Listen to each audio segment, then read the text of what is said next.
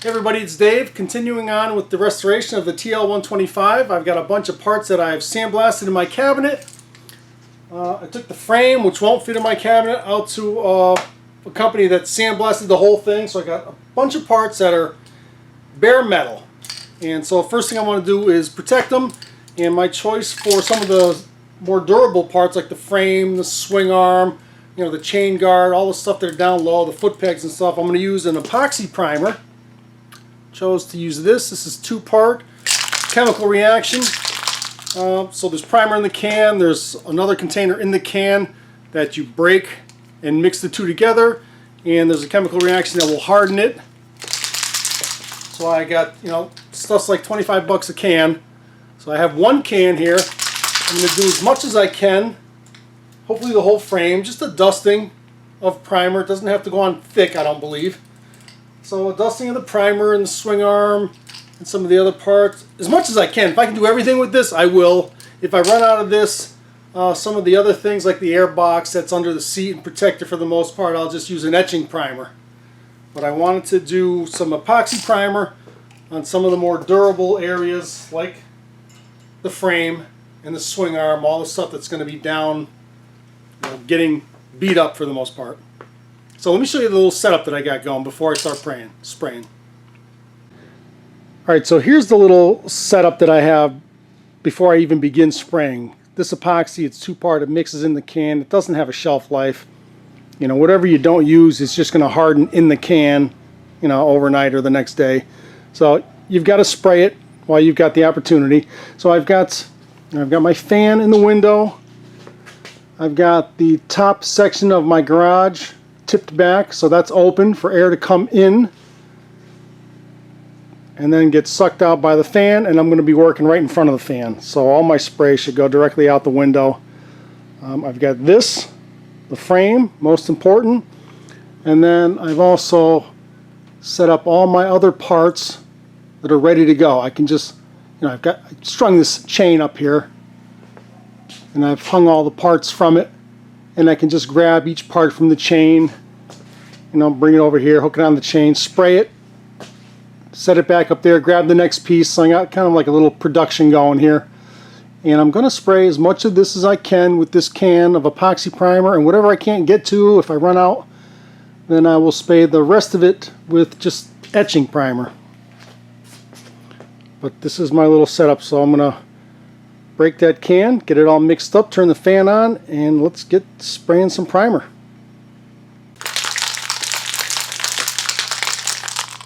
Alright, so I've never used this before. This is epoxy primer, Max Spray 2K, part number 3680033. And so I've shaken this up quite a bit. And now inside the cap,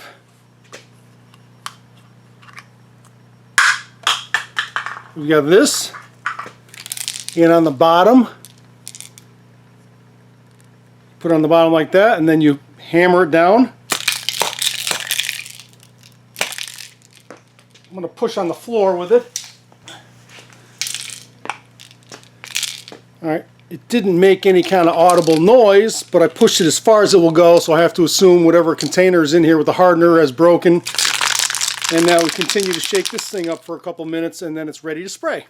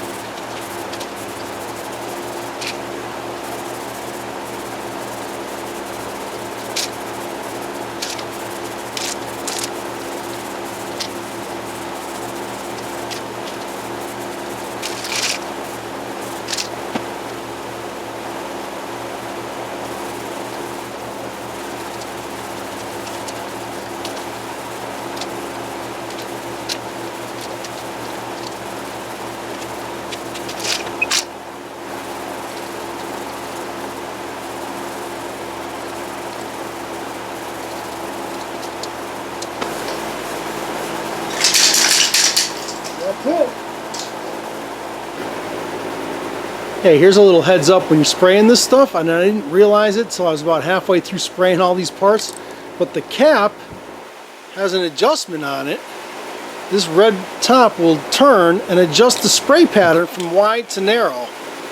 And I didn't even realize that till I was halfway done these parts. So when you're painting like a small bar, instead of having a big wide spray, you can narrow it down and conserve paint. But this can of paint got me through all those parts. Let's take a peek at some of them. Alright, let's take a quick peek at how this primer came out. Not exactly sure how good you can see this, but just a light dusting. Covered everything, and this is freshly sandblasted.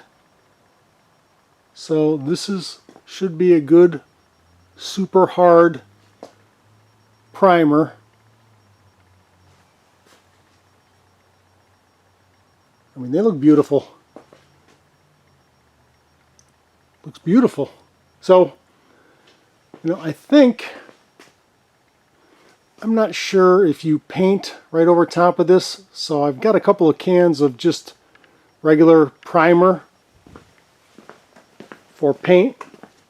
Primer surfacer. I'm just going to give a light coating of primer surfacer over top of this epoxy primer, and then I'll be ready for color.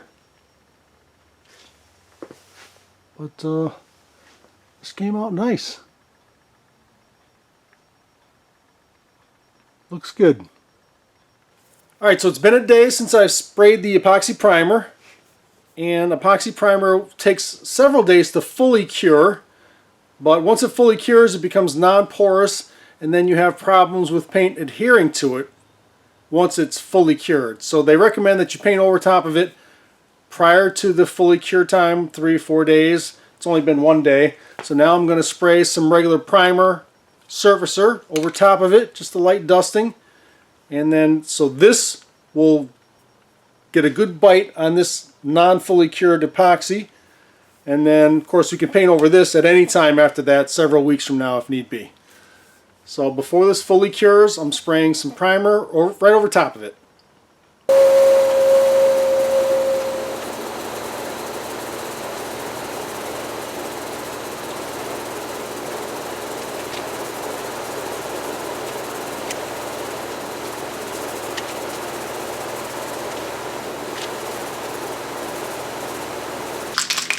Alright guys, exciting day for the build. Today I'm going to be laying down some color on the frame. I'm going to be using the Spray Max 2-part epoxy high gloss black. There's the part number. Again, this is 2K 2-part. I've broken the interior container, shaken it up. It's all mixed. This will harden, rock hard, and resist chemicals after it's all fully cured. Let's not forget that we've got the nozzle here that's adjustable with the top cap.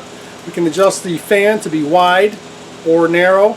Probably be using a lot of narrow because I'm painting a bunch of bars and not a big wide panel. Something I wasn't aware of when I was spraying the primer. I can also tip the nozzle tip 90 degrees to change the spray pattern.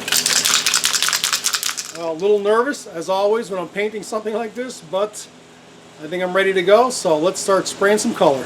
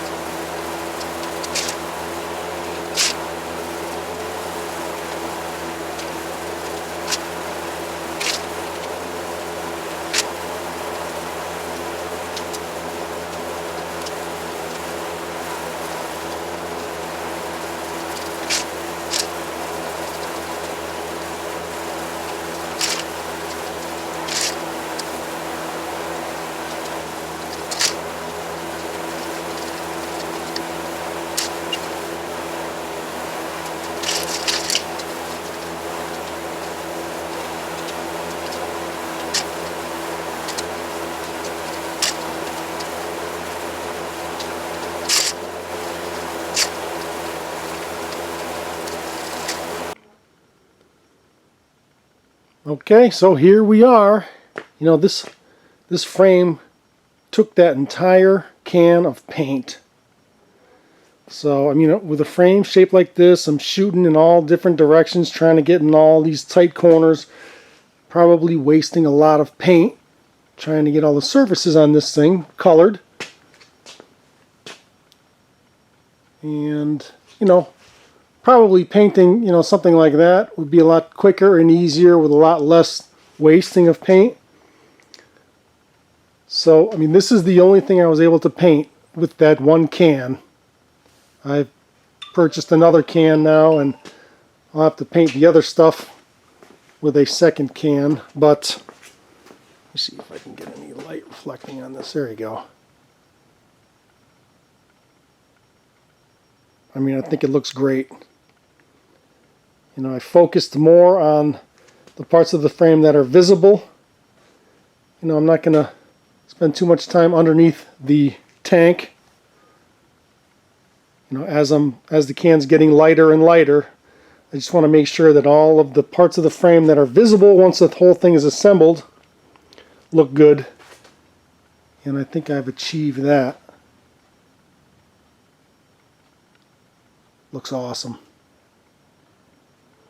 Alright, so I'll get another can and I will paint these other pieces, which, you know, I will show them to you, you know, when they're done, when I'm assembling things. But this is the 2K 2-part super hard catalyzed color.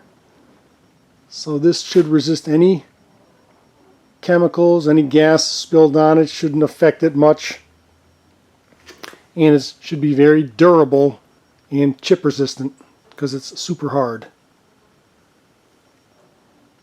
So there you go. That's how I'm painting this bike.